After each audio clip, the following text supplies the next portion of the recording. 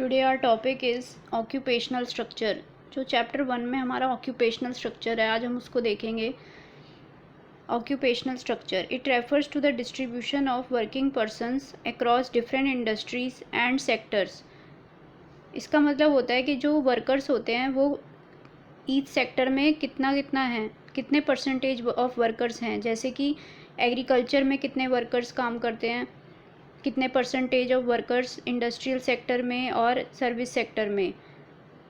तो इसमें कह रहा है but it showed a little sign of change. तो ऑक्यूपेशनल स्ट्रक्चर में ज़्यादा चेंज नहीं था। State of occupational structure during British rule. British rule के टाइम क्या था? Predominance of agriculture sector.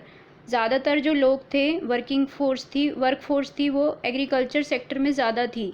Pre dominance the agriculture sector accounted for largest share of work force, that is 70 to 75%। 70 to 75% जो workers थे वो agriculture sector में थे, while manufacturing या industrial sector में 10% थे और सर्विस सेक्टर में 15 to 20% थे।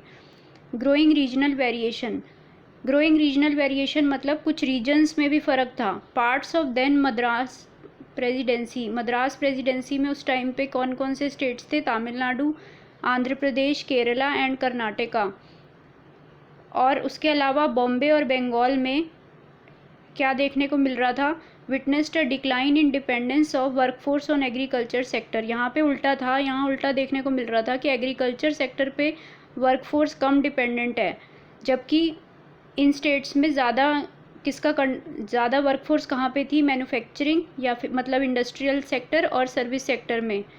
However during the same time there had been an increase in share of workforce in agriculture in state of Orissa, Rajasthan और पंजाब। जबकि उड़ीसा, राजस्थान और पंजाब में ज़्यादा वर्कफोर्स कहाँ पे थी?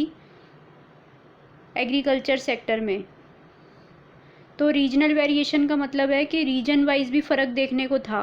कुछ रीजन्स में एग्रीकल्चर का कंट्रीब्यूशन वर्कफोर्स जो थी वो एग्रीकल्चर में कम थी और इन स्टेट्स में एग्रीकल्चर में वर्कफोर्स ज़्यादा थी। लेकिन ओवरऑल जो था वो ज़्यादा वर्कफोर्स कहाँ पे थी? एग्रीकल्चर सेक्टर में ही। Thank you.